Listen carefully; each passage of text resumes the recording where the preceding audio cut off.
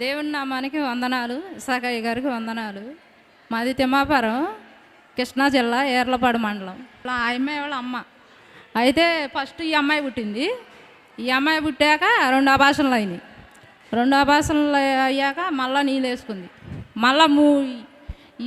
మళ్ళీ నీళ్ళు వేసుకున్నాక 3వది కూడా అబార్షన్ చేయాలన్నారు. ఆర్ట్ సర్జరీ లేదు, బేబీ అబార్షన్ చేయాలని అన్నారంట. మా ఇంటి మీదగా వాళ్ళ అమ్మ వెళ్తుంటే మామూలుగా వెళ్తుంటే ఏంది ఈ ఇంటి దగ్గర ఉండవని అంటే ఇట్టడి సంగతి కళ్యాణ్కి అబార్షన్ చేయాలన్నారు, ఆర్ట్ సర్జరీ లేదంట అని చెప్పింది. చెబితే నేను 2 సంవత్సరాలు బట్టి వస్తున్నా ఇక్కడికి. నూనె డబ్బాలు నా దగ్గర ఉన్నాయి. ఈ నూనె డబ్బా తీసుకుపోయి నూనెలో కలిపి ఇవి పొట్టకు రాయి, అబార్షన్ చేసే పని లేకుండా మంచిగా ఉంటుంది, ఏం కాదు అని అన్న. ఏమొక 3 ఆడపిల్లగాళ్ళు అయితే నూనె రాసింది. ఇంక మళ్ళీ 10 రోజుల తర్వాత హాస్పిటల్కి వెళ్ళారు. అబార్షన్ చేసే పని లేదు, బేబీ కడుపులో బాగానే ఉంది అని చెప్పారని చెప్పింది.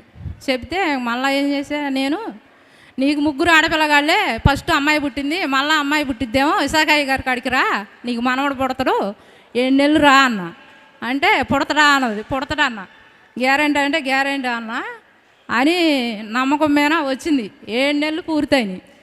6 నెలలు పూర్తయినాయి. 7వ నెలలో డేట్ ఇచ్చారు. డేట్ ఇచ్చిన తర్వాతకి ఏమొక 3 ఆడపిల్లలు నాకు డౌట్గా ఉండి పుడతాడా అంటే పుడతాడో.